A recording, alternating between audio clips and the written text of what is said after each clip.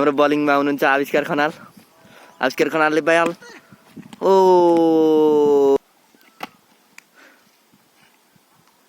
आविष्कार खनाल ओ विवासले सर्ट प्रहार गर्नुभएको छ। यहाँ एक रन दौडिन यहाँ सफल भएका छन्। आउट हुने पनि चान्स हुनेछ। यहाँ 2 रनको प्रहार भइसकेको छ।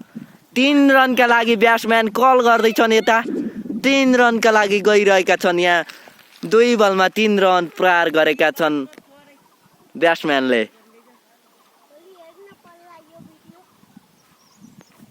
हाम्रा दर्शकहरू कोही बुटामा चढी पनि म्याच हेरिरहेका छन्। हाम्रो वरिपरिको भ्यू। हाम्रो स्ट्राइकमा हुनुहुन्छ प्रतीक भुषाल, बलिङमा हुनुहुन्छ आविष्कार खनाल, हाम्रो गोविन्द खनाल फेरि किपरमा हुनुहुन्छ। यहाँ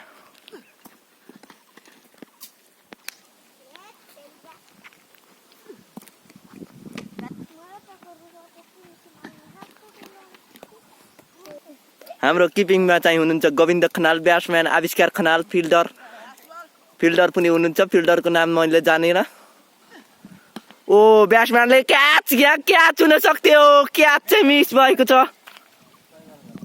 विज्ञान भट्टराई चाहिँ बलिङमा उहाँ चाहिँ 2 बाई यहाँ फ्लिप गर्ने मौका थियो। यहाँ ब्याट्सम्यान किपर ओ यहाँ ब्याट्सम्यानले चौका रोकेका छन्।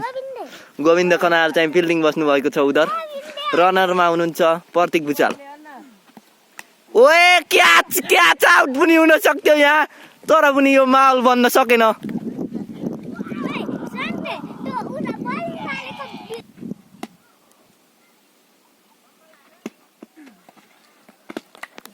ब्याट्सम्यान अगाडि गएर ठुलो शट प्रहार गर्न चाहन्थे। यहाँ बल र ब्याटको सम्पर्क हुन सकेन।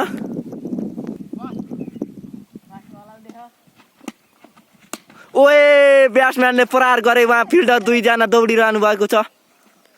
फाइनली बल समात्न बल 4 बल भइसकेको छ। 2 ओभरमा चालु।